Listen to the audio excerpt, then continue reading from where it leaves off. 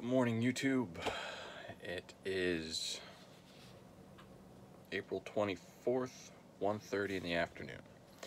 Yes, it's late. I'm going in for night shift today and, gotta sleep in. But before we get to the real pressing news, I want to show you a little something. Wolfie. Dun dun dun. The Alaskan Malamute. And the Siberian Husky. Two of the best dog breeds on the planet. Yep, we love them. They are amazing. Maybe we'll do a video about how dogs, and particularly what breeds, are best suited for normal times and how they can supplement a role in this pandemic shit hit the fan world that we're currently living in. Sorry, I got dog hair all over my face now. But dogs, brought to you by a viewer request. Some people may ask, why do I wear these Bloomsburg shirts a lot? They're just comfy. I like them. It's still a little chilly in the morning here in Pennsylvania. So, I'm in my garage. It's heated, but I turn the heater off so that it doesn't annoy the video or audio quality, rather. Anyway, all right, back to the meat and taters of the conversation. So, I don't know if you guys have been following the news lately, but I was checking out Zero Hedge, and a few things caught my interest. Got to refer back to some notes here. The first one is Mitch McConnell says struggling states should consider bankruptcy. And the second one is food shortage fears well-founded? Question mark. All right, so let's take each one individually here. So prior to this, hey Dexter, prior to this, a lot of states were having issues funding their pensions and getting enough money in, or currency, to maintain operations without increasing the amount of debt that they're currently taking. So with this downturn, a lot of people aren't working, unemployment benefits are going up, food benefits are going up just because there's more people filing. It's putting a real strain on those states. So instead of states getting bailout money from the government is saying, or Mitch McConnell is suggesting, that they should file for bankruptcy, which would be interesting. I don't think a state has filed for bankruptcy before. I may be wrong on that. Somebody can correct me if I am. Put it down in the comments section. But this is interesting because this is at a time when the federal government is taking on massive amounts of debt. They are projected for the budget deficit to run $2, $3, $4 trillion this year. And of course, the government has to borrow that money from the Federal Reserve. And the Federal Reserve has already spent, the balance sheet increased from, $3.5 trillion to over $6 trillion. So almost double. So is this a precursor to maybe the federal government filing for bankruptcy? That would be interesting, right? That's never happened in my lifetime, or to my knowledge. Certainly not my lifetime. Interesting, though. Maybe that's something to watch. We should definitely keep our eyes and ears open for that. The second thing that I wanted to talk about was possible food shortages coming. Now, I know that President Trump is saying, oh, don't worry, everything's fine, go to the grocery stores. Grocery stores are well stocked, unless they aren't. And I will say, I haven't been to the grocery store recently. I went maybe a week ago, and things were getting back to normal. I mean, sure, there were things that were out of stock still, but for the most part, the mad rush on toilet paper and paper towels had ended. Sorry, sinuses are acting up. It must be allergies. But for the most part, things were there. Not there in the quantity, but that they used to be. But I just read a news report today on, the stock news, the stock app news thing on the iPhones, that farmers in Washington state are potentially going to be plowing under millions of dollars worth of potatoes because they can't get the potatoes out of the ground and into the supply chain because all the restaurants are shut down. So this is a weird thing, right? So it's not that the food can't be produced, it's that the food can't make it from the grower to the end user, you and me. Whether that be through the grocery store, fast food market, chain of your choice. So their alternative to storing them and getting them out into production by discounting the price would be to just plow them under. Okay.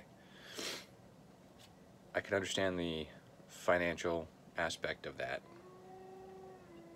but if we plow under the crops this year, let's just extrapolate that, right? Let's just say all of the money, or all of the crops are going to be plowed under because of low demand, and they can't get those products to the supply chains for the end users before they rot.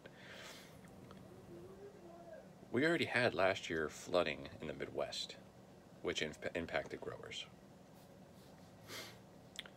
Now this year, we have this thing going around that's affecting growers. At what point does these demand pick up again? And it takes time for growers to grow the food. Does that demand pick up all of a sudden? And then growers can't meet that demand? It has to stay at a certain level until those crops are produced? There's your food shortages. So I received a message from friends of ours, people that we know, and I think this was precipitated by a conversation we were having the other day. Excuse me one moment.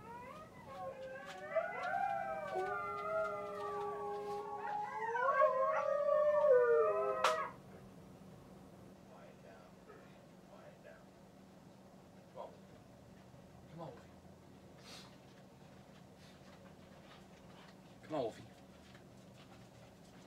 Oh, sorry, the chorus of Arctic Sled Dog was beginning. Say hi to the camera. Say hi to the camera. Say hi. Say hi, Wolfie. Hi, Wolfie. Say hi. Oh, she's a little camera shy. Yeah, he's a little camera shy. But he's a big dog. He's a big dog. He's the biggest dog we've got. He's 95 pounds. And a total human lover. And this is the second heaviest dog that we have. He's only 85. He's a sweet guy. Yeah, he's a sweet guy. Yeah, you're sweetie. You're a sweet dog. Yeah. Good boy. Good boy. Good boy. Yeah. Yeah. You're the best. You're the bestest. Sorry about that. Got to keep the dogs entertained every once in a while. That's the other thing about Huskies and Malamutes. Love people. Love people. They're pretty good with other dogs, too. Malamutes, gotta be a little careful there. But Huskies, they love everybody. Unless you're a small rabbit or bird. Then maybe not so much. So anyway, getting back to some people that we know. Were asking me recently, we're interested in buying some long-term food. What should we get? Now, I made some recommendations, but I'm not going to make recommendations to you. I'm not giving you advice. I'm just saying if I were starting out brand new and I were thinking of putting together a long-term food plan, how I would go about doing it. Do not take this as advice or what I'm telling you to do. This is how I would go about doing it. So if I were so inclined to consider putting away food, I would ask the people in my family, my immediate family in my household, come up with 3 meals, basically a breakfast, lunch, and dinner, that you absolutely cannot live without. And then I would take that, we'd sit down, and we'd whittle it down to 7 meals, or 7 days worth of food, right? So 7 breakfasts, 7 lunches, 7 dinners. Now, with that, you could whittle that down even further to say, okay, for breakfast, these are our 7 suggestions. And for a late afternoon snack / dinner, these are the 7 foods we want. And then I would say, okay, I would actually go through each thing, and I'd find the recipes for each individual meal. Now, some of them could be simple, right? Like if everybody loves oatmeal, not a whole lot of recipe going on there for oatmeal, right? If people like eggs, again, not a whole lot going on there. But you might have other fixings that you want to put on there, so take that into account. All right, so you've got your 7 days worth of food. I would make a list of all of the ingredients that those recipes need for 7 days. And then I would just multiply that by 4 for a month, 8 for 2 months, or 12 for 3 months. Okay? So, for instance, I like oatmeal. My wife likes oatmeal. We're good to go there. So, okay, oatmeal, breakfast. There we go. That's one thing that we're going to have. Eggs. Okay, well, I like a little bit of cheese in mine. I like a little bit of buckwheat. I like a little bit of Spam with my eggs. So, that's another breakfast. So, cheese. You could throw some cheese on there. For me, I do the dairy-free cheese. Hot sauce. Oh yeah, hot sauce. Definitely with breakfast. And then for oatmeal, call me crazy, but I like to spice it up with a little bit of peanut butter and maybe a little bit of jelly or jam of your favorite variety, whatever. Mine is strawberry. I love strawberries. Oh, sorry, this damn allergies from the dogs. That, and I was also working in the backyard moving a lot of wheelbarrows of dirt yesterday. You should be planting a garden. Alright, so that's pretty simple and straightforward, right? So as you go to the grocery store and as you come across things, if it's on your list, buy it. Don't go crazy. Maybe you spend $50 extra on your groceries. Maybe you spend $100. I would do what I could, what I would feel financially comfortable doing, and building up that stockpile. And it could be canned goods, it could be bagged goods, stuff like that. The other thing that I would do is if, let's say, it really came down to it and I just wanted to get a massive amount of food for cheap, what would I do?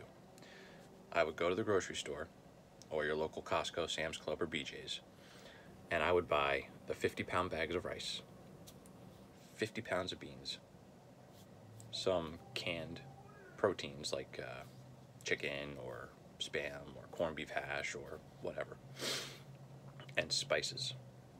Don't forget spices. And I would just buy 50 pounds at a time. It's not going to cost you a whole lot. It might cost you $75. A 50-pound bag of rice might be 30.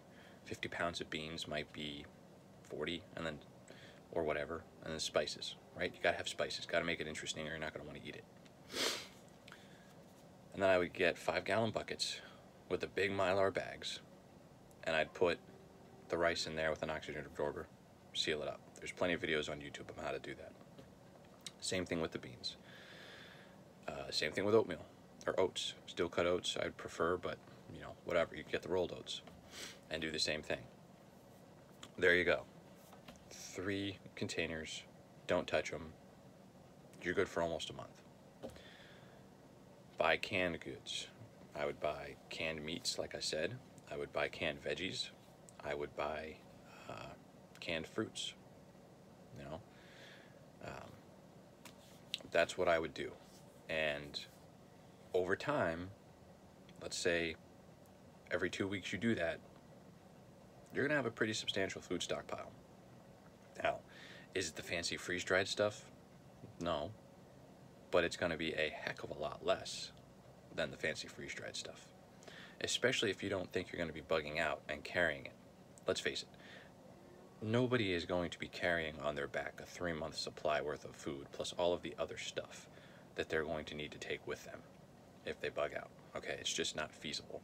You're not going to be able to carry that much. So, for most people, I would recommend bugging in and building up their stockpile of canned goods, stuff that they normally eat. Because if food shortages don't arrive, you're going to eat it anyway. And when you do eat it, just replenish it, right? It's a long-term survival pantry. Then, if you're so inclined, and if the foods are in stock, and you want to get long-term food supply, like in those Mylar bags or, freeze-dried stuff, that gives you some breathing room where you can then start putting money away to buy that stuff. Last I checked on My Patriot Supply, I'm not recommending the company, it's just one place that I checked. A month's supply of food for one person was $600 of freeze-dried food. 1 month's supply for $600. Granted, it's good for 25 years. But, you get the Mylar bags and the oxygen absorbers, you put the rice and beans in that stuff, that's good for 25 years too. And you just did it for a lot less money. So, that was the way that I would go about planning it for me. If you like milk, get the shelf-stable milk. It comes in the same kind of cardboard containers as, broths or cans. It comes in cans, Yeah, I have a suspicion that we are going to see